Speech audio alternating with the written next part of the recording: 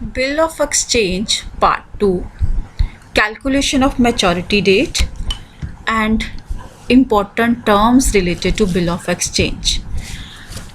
After watching this video, you will be able to calculate date of maturity and know important terms related to Bill of Exchange.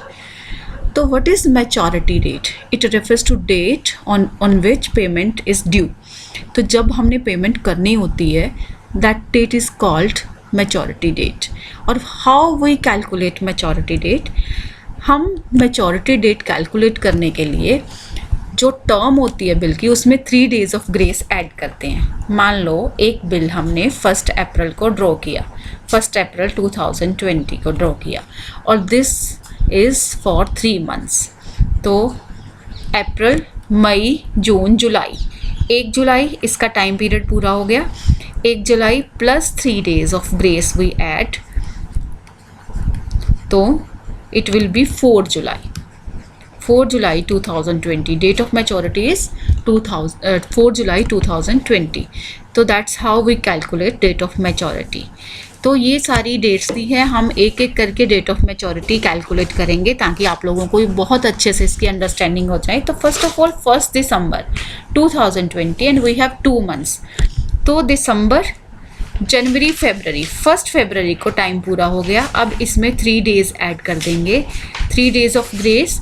तो ये हो गया 4 February. तो 4 February is date of maturity, 4 February 2021. 10 April, 10 May, 10 मई को 10 year पूरा हो गया प्लस 3 days. तो this will be 13 May 2021. Here 28 Jan and 2 months, February, March, 28 March plus 3 days. तो ये बन गया 31 मार्च 2021. इसके बाद लेट्स कैलकुलेट फॉर दिस. ये मैं यहाँ पर कैलकुलेट करती हूँ, यहाँ जगह ज़्यादा चाहिए होगी. 23 नवंबर के बचे 7 days.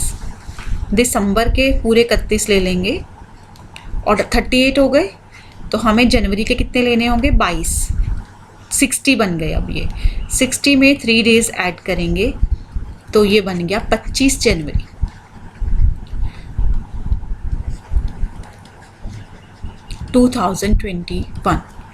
यहाँ पर 29 मई, जून, जुलाई, अगस्त, 29 अगस्त plus 3 days.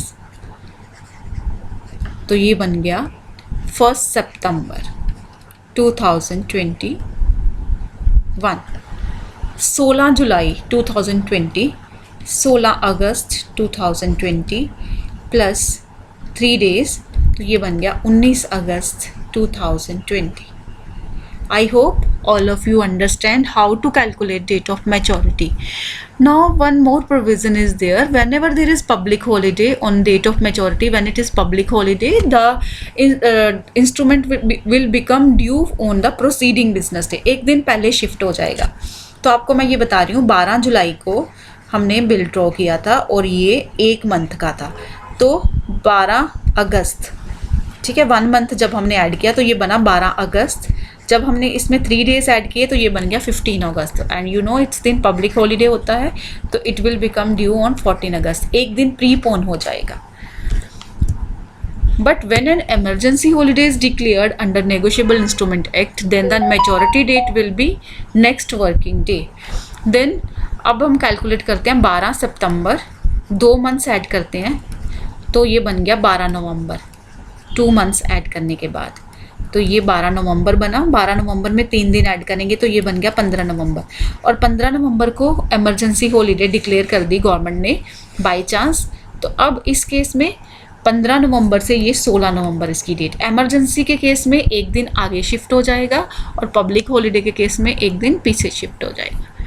Now next term is bill. अब हम कुछ टर्म्स करेंगे। ये तो थी मेचोरिटी डेट, आई होप सबको कैलकुलेट करनी आ गई होगी। अब हम बिल एट साइट की बात करते हैं। बिल एट साइट का मतलब जो बिल है दैट इज़ हम उसका डेट ऑफ मेचोरिटी कैसे कैलकुलेट करते हैं उसके बेसिस पे। बिल एट साइट का मतलब है बिल ऑन डिमांड। जब बिल प्रेजेंट करने पे ही उसकी पेमेंट मिल जाती है तो वो बिल एट साइट होता है, और it is payable on demand, और no time for payment is mentioned in that bill, और 3 days of grace are also not allowed when bill is payable on demand. और ऐसे बिल की शायद acceptance जो है वो नहीं होती है, एक्सेप्टेंस की ज़रूरत नहीं होती है। बिल आफ्टर डेट, हम वही स्टोरी पे बात करते हैं अंश और वंश वाली। अंश इज डेटर एंड वंश इज क्रेडिटर। एंड वंश जब बिल ड्रॉ करता है, और बिल ड्रॉ करता है ये 31 दिसंबर को ड्रॉ करता है 2020 को, और ये इसको 1 जनवरी 2021 में इसे एक्सेप्ट करता है। तो अगर हम डेट को यहाँ से कैलकुलेट करना स्टार्ट करें, इसी में टर्म ऐड करें और 3 days ऑफ ग्रेस ऐड करें, तो this is bill after site. अगर हम डेट ऑफ मेचोरिटी यहाँ से 31 दिसंबर से कैलकुलेट करते हैं तो it will be bill after date. तो ये मैंने आपको बता दिया। यहाँ पर एग्जाम्पल्स दे रखी हैं। 31 दिसंबर को ड्रॉ हुआ है, ठीक है। ड्रॉन की डेट से अगर हम डेट ऑफ मेचोरिटी इसके 30 days इसमें ऐड करेंगे, इसमें 3 days ऐड करेंगे, तो इस तरह से ये 2 फरवरी आएगा। तो bill after date is when date is calculated according to from the date of drawn of bill. तो जब एक्सेप्टेंस से हो तो बिल आफ्टर साइट होगा। एंडोर्समेंट ऑफ बिल का क्या मतलब है? वही अंश और वंश की स्टोरी। अंश और वंश, यहाँ पर वंश ने बिल ड्रॉ किया और बिल जो है अंश से ने साइन करके वंश को वापस कर दिया। वंश ने अब इसको अपनी अलमीरा में रखा हुआ है। ये बिल 2 months का है। फिर क्या हुआ, इससे पैसे मांगने आ गया सुरेश, और सुरेश ने भी इससे 20,000 लेना है। तो अब ये 20,000 का बिल है ये वाला। तो ये अगर ये बिल इसके नाम ट्रांसफ़र कर देता है, इसके पीछे साइन करके इसके नाम सुरेश के नाम ट्रांसफ़र कर देता है, तो उससे कहता है एंडोर्समेंट ऑफ बिल। एंडोर्समेंट का मतलब होता है किसी और के नाम बिल ट्रांसफ़र कर देना। और जहाँ पे सुरेश जो है इसको बिल मिल गया, अब जब 2 महीने एक्सपायर होंगे तो ये अंश के पास जाएगा और उसकी पेमेंट जो है इसको सुरेश को मिल जाएगी। अब जो सुरेश है ये पेई है। मैंने पार्टीज की बात की थी, तो वंश ड्रॉयर है, ये ड्रॉई है, और ये पेई है। पेई मतलब Suresh has right to receive payment against that bill. Dishonour of bill का मतलब है जब ड्रॉई जो है बिल की पेमेंट नहीं कर पाता किसी वजह से, तो उसे डिसऑनर कहा जाता है, ठीक है। वंश ने बिल ड्रॉ किया था और अंश ने उसे एक्सेप्ट किया था। ऑन ड्यू डेट वंश इससे लेने गया, वो बिल लेकर मतलब गया पेमेंट लेने के लिए, तो अंश ने कहा मैं तो नहीं दे सकता, तो दिस इज ये बिल के अगेंस्ट पेमेंट नहीं हुई, तो this is called dishonour of bill. Discounting of bill का मतलब है कि ये वंश है और ये अंश है, और वंश ने जो है वो बिल ड्रॉ किया था, दिस इज़ बिल, और बिल की इसने इसको उधार बेचा, 30,000 इसकी पेमेंट है और 2 महीने का बिल है। अब इसको तो उधार बेच दिया और बिल भी ले लिया, लेकिन वंश से वेट नहीं हो रहा, उसको पेमेंट चाहिए, पैसे चाहिए। तो ये क्या चाहता है, बैंक के पास जाता है। तो बैंक के पास जाकर बैंक को बोलता है मुझे पैसे दे दो, ये बिल रख लो। तो बैंक इसको बिल जो है वो लेके उसको डिस्काउंट करके दे देता है। अब 30,000 का बिल है और बैंक मान लो 12% इंटरेस्ट काट लेता है 2 महीने का, ठीक है। तो ये 2 महीने का इंटरेस्ट कितना बना, 600 रुपये, 600। तो ये 600 माइनस करके 29,400 इसको वंश को दे देगा, तो ये 29,400। और बैंक का ये जो 600 रुपीज़ इनकम है ये वेट करने के लिए 2 months। नाउ जब ड्यू डेट आएगा, 2 months एक्सपायर हो जाएंगे, तो अंश के पास बैंक पेमेंट ले लेगा। इस केस में बैंक इज पेई।